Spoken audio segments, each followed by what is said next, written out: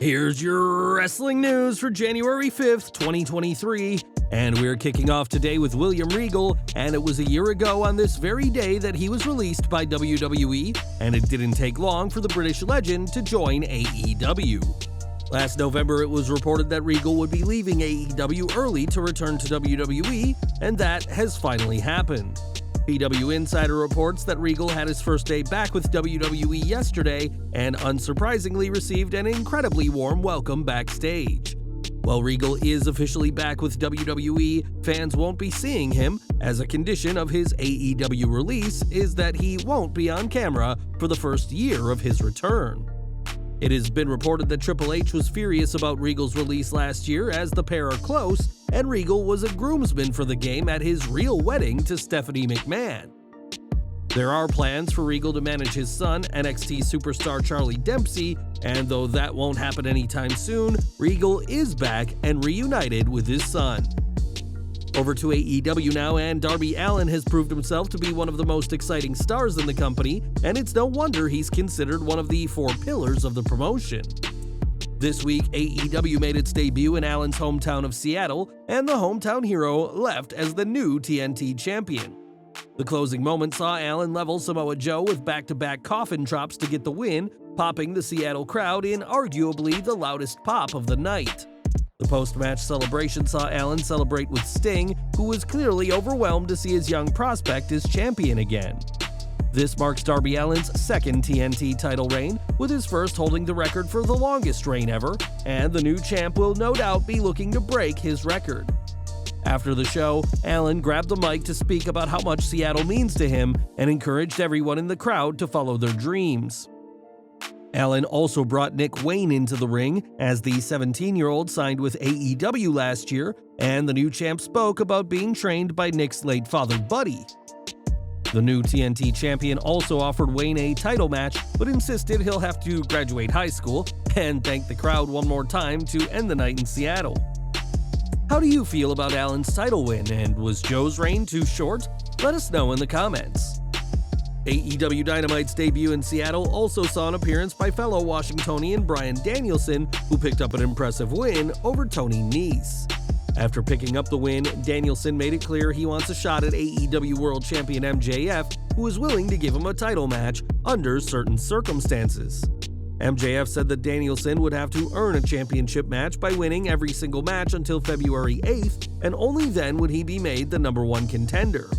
Danielson agreed to the stipulation with one of his own, saying that if he does make it to February 8th, then their title match will be at AEW Revolution and a 60-minute Iron Man match. Both MJF and Danielson have proven themselves in the ring, and are you excited for the prospect of seeing them wrestle for an hour? Or is there a better stipulation for the inevitable title match between these two AEW stars?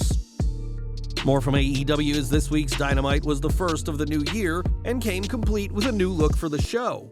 Replacing the entrance ramp we've seen since Dynamite launched, AEW now has a new sleek entrance design to go along with the new red and blue color scheme for the show. During an interview with Sports Guys Talk Wrestling, Tony Khan spoke about the revamp of his company, saying it will be a sports-based presentation that will reflect a new era.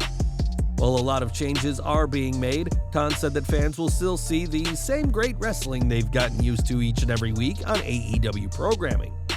Speaking about the set, Khan explained that they may use the same set on TV as for pay-per-views, but said that at least in the case of Revolution, that event will keep its green, futuristic color scheme. 2022 was not an easy year for AEW, and the company is looking to turn over a new leaf in 2023. And that fresh start has come with a fresh look on TV. It was during last week's Dynamite that Max Caster had some lines for Jeff Jarrett, joking that he stole Kurt Angle's wife, in a line that didn't sit well at all with Jeff or Karen Jarrett. 1 week later, Caster was back on the mic, but his verbal barbs weren't just for the Jarretts this week. While Max did cut them down with his lines, he also took aim at TNA Wrestling, the company Jeff Jarrett founded, saying that Jeff will be blaming his losses on Dixie Carter. Fans responded in their droves online, with some calling it a masterpiece, and also praised Max's in-ring work as he used the ankle lock on Jay Lethal. One fan said that they don't want this feud to end and want to see more of Caster's take on the Jarretts, as it's proven to be a hit so far. Dynamite saw Caster and Bowens retain their AEW World Tag Team titles against Jarrett and Lethal, and as far as the champs are concerned, TNA stands for Total Nonstop Acclaimed. At Wrestle Kingdom 17, Sasha Banks made her long-anticipated debut for the company, now working under the name Mercedes Mone. Her debut came at the expense of Kairi, who had just retained her IWGP Women's Championship against Tam Nakano, only to be attacked by the boss, now calling herself the CEO of New Japan's women's division. Speaking on a post-show press conference, Mone was asked about her attack and explained that the past between herself and Kairi made her single out the Pirate Princess. Mone also hyped up their upcoming match at Battle in the Valley on October 18th, saying it will be the best match in the history of Stardom, the promotion Kairi is signed to.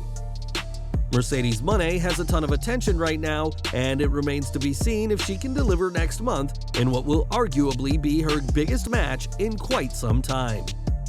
Mone's arrival at New Japan was her first wrestling appearance since the Raw walkout in May of last year and allowed her to reunite with some friends.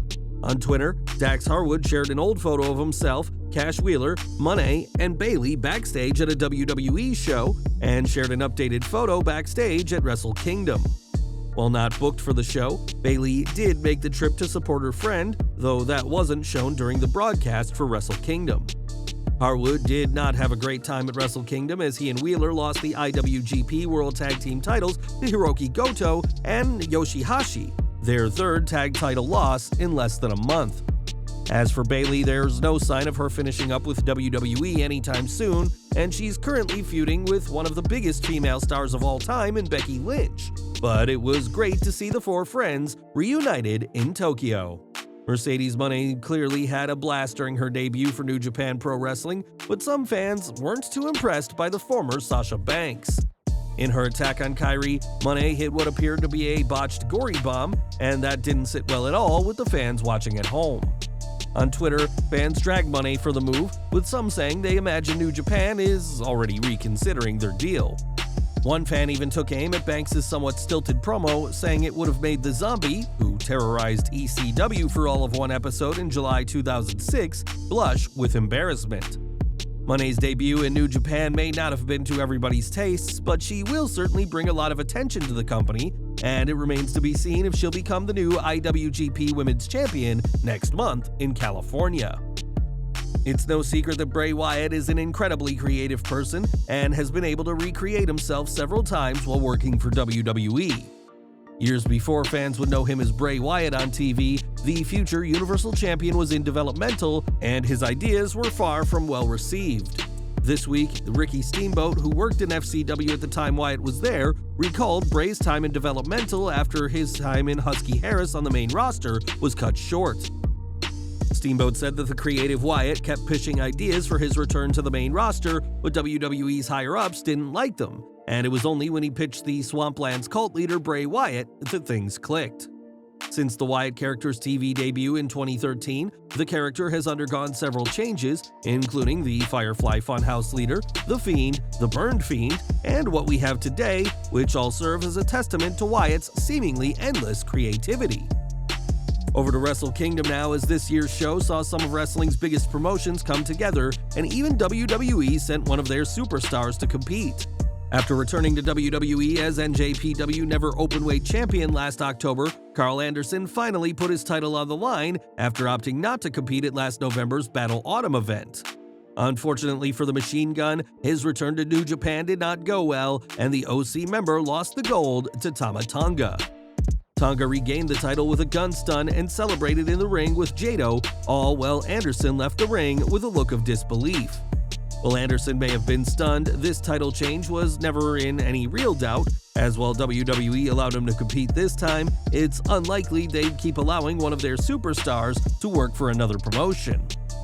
After the match, Anderson and Tonga reconciled, with the WWE superstar raising the new champion's hand at a press conference, and Tonga called his Bullet Club alum a wonderful mentor to me for many years. When Anderson returned to WWE, he did so on the condition that he would be able to work Wrestle Kingdom, New Japan's biggest annual event, and it remains to be seen if Triple H will work with New Japan again in this new era. And we're ending today with Max Caster, and before he and Bowen signed with AEW in late 2020, he hoped to make it as a WWE superstar and even got a tryout for the company. Of course, Caster wouldn't get signed, but he did get further than some talents who tried out for the role. Speaking to the AJ Awesome Show, Carter said that there were world-class athletes at this tryout who people expected to breeze through things, but that a lot of them walked out over how physical things were. Caster added that while professional wrestling is a hard sport to be in, it's the most rewarding one there is, saying that you can really feel what the crowd are feeling in a way no other industry allows. Max Caster wouldn't make it as a WWE superstar, but did appear as one of Bobby Lashley's sisters during the May 22, 2018 Raw. And with a segment that bad, we imagine Max is in no hurry to try out for WWE again.